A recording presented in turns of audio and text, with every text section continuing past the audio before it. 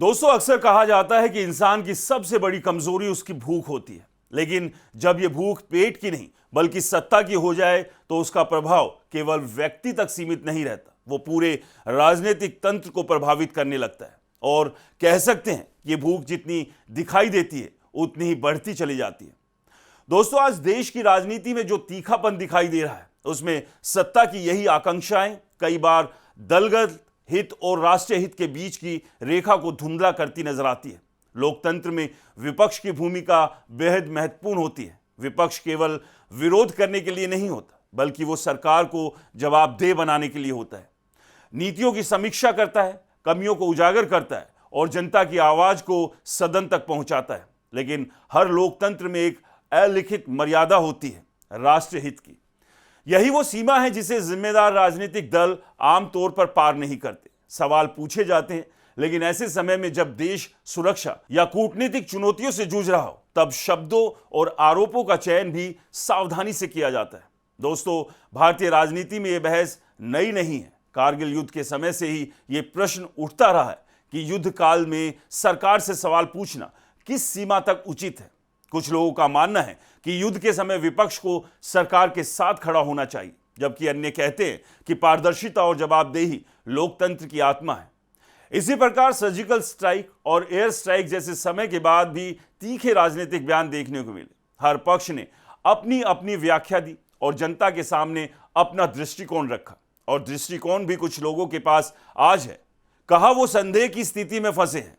राहुल गांधी की राजनीति को लेकर भी यही विमर्श जारी है। 2019 के लोकसभा चुनाव से पहले राफेल सौदे को लेकर चौकीदार चोर जैसे नारों ने राजनीतिक माहौल को अत्यंत आक्रामक बना दिया।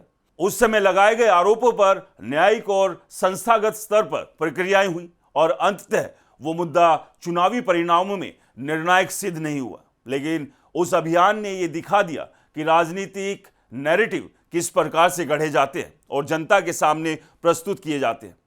और अब हाल के समय में मोदी कॉम्प्रोमाइज जैसे आरोपों के जरिए यह कहा जा रहा है कि अंतर्राष्ट्रीय मंचों पर भारत ने दबाव में आकर निर्णय लिए। विशेष रूप से अमेरिका के साथ संभावित व्यापार समझौते को लेकर यह बयानबाजी तेज हुई। सरकार का कहना है कि केवल एक प्रारंभिक फ्रेमवर्क पर चर्चा हुई है और अंतिम समझौता भी दूर है। विपक्ष का आरोप है कि देश के हितों से समझौता किया जा रहा है। अंतर्राष्ट्रीय संबंधों में वार्ता, समझौता और रणनीतिक संतुलन सामान्य प्रक्रिया का हिस्सा होते हैं, लेकिन घरेलू राजनीति में इन्हें अलग अलग नजरिए से देखा जाता है। इतिहास के पन्ने भी इस बहस को और जटिल बनाते हैं। दोस्तों, 1947 का विभाजन यदि हम याद करें, किसी के लिए परिस्थितियों की अनिवार्यता थी तो किसी के लिए राजनीतिक विफलता थी। 1954 का पंचशील समझौते की बात करें तो किसी के अनुसार शांति की पहल थी तो किसी के अनुसार राजनीतिक भूल थी। तिब्बत को लेकर नीति और बाद में 1962 का युद्ध, इन पर आज भी राजनीतिक विश्लेषण होते रहते हैं। 1960 का सिंधु जल संधि, एक पक्ष इसे स्थिरता का आधार मानता है तो दूसरा इसे रियायत कहता है। 1966 में रुपए का अवमूल्यन भी एक बड़ा आर्थिक निर्णय था। उस समय इसे अंतर्राष्ट्रीय आर्थिक परिस्थितियों और खाद्यान्न संकट की पृष्ठभूमि में देखा गया, लेकिन आलोचकों ने इसे बाहरी दबाव का परिणाम बताया। 1948 में कश्मीर मुद्दे को संयुक्त राष्ट्र में ले जाने का निर्णय भी दशकों से बहस का विषय है। 1965 और 1971 के युद्धों के बाद हुए समझौते भी उसी श्रेणी में रखे जाते हैं। कुछ उन्हें कूटनीतिक सफलता कहते हैं तो कुछ मानते हैं युद्ध भूमि की उपलब्धियों का पूरा लाभ नहीं उठाया गया। ये तो स्पष्ट है कि इतिहास में लिए गए हर बड़े निर्णय को बाद की पीढ़ियां अपने दृष्टिकोण से परखती है।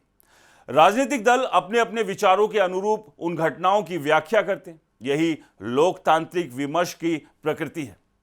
राहुल गांधी की व्यक्तिगत राजनीतिक यात्रा भी कम उतार चढ़ाव भरी नहीं रही। एक मानहानि मामले में सजा के बाद उनकी लोकसभा सदस्यता समाप्त हुई थी, जिसे बाद में सुप्रीम कोर्ट से राहत मिलने पर बहाल किया गया। इस घटना ने यह दिखाया कि कानूनी और राजनीतिक प्रक्रियाएं किस तरह एक दूसरे से जुड़ी है। अब यदि लोकसभा में उनके खिलाफ कोई प्रस्ताव आता है और उस पर चर्चा होती है तो वो केवल एक व्यक्ति का मामला नहीं रहेगा, बल्कि व्यापक राजनीतिक संदेश देगा। कांग्रेस के राष्ट्रीय अध्यक्ष मल्लिकार्जुन खड़गे भी सरकार पर तीखे प्रहार कर रहे हैं। सत्ता पक्ष इसे नेतृत्व की निर्भरता कहता है, जबकि कांग्रेस इसे वैचारिक एकजुटता बताता है। राजनीति में नेतृत्व, निष्ठा और संगठनात्मक अनुशासन, इन तीनों का संतुलन साधना आसान नहीं होता। दोस्तों, यह भी एक तथ्य है कि कभी राष्ट्रीय राजनीति पर प्रभुत्व रखने वाली कांग्रेस आज सीमित राज्यों पर सिमट गई है।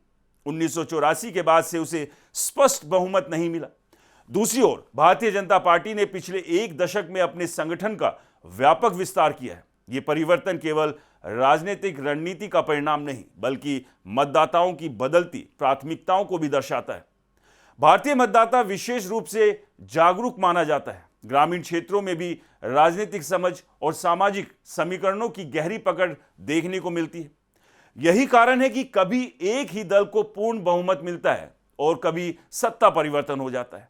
जनता अंततः अपने अनुभव, स्थानीय मुद्दों और राष्ट्रीय परिप्रेक्ष्य को ध्यान में रखकर निर्णय लेती है। वर्तमान राजनीतिक माहौल में ध्रुवीकरण स्पष्ट है। आरोप प्रत्यारोप अधिक तीखे हैं। सोशल मीडिया ने इस टकराव को और तेज कर दिया, जहां हर बयान तुरंत बहस का विषय बन जाता है। भाजपा की ओर से भी संकेत मिल रहे हैं कि वो विपक्ष के आरोपों का जवाब और अधिक आक्रामक ढंग से देगी। कांग्रेस भी पीछे हटने के मूड में नहीं दिख रही।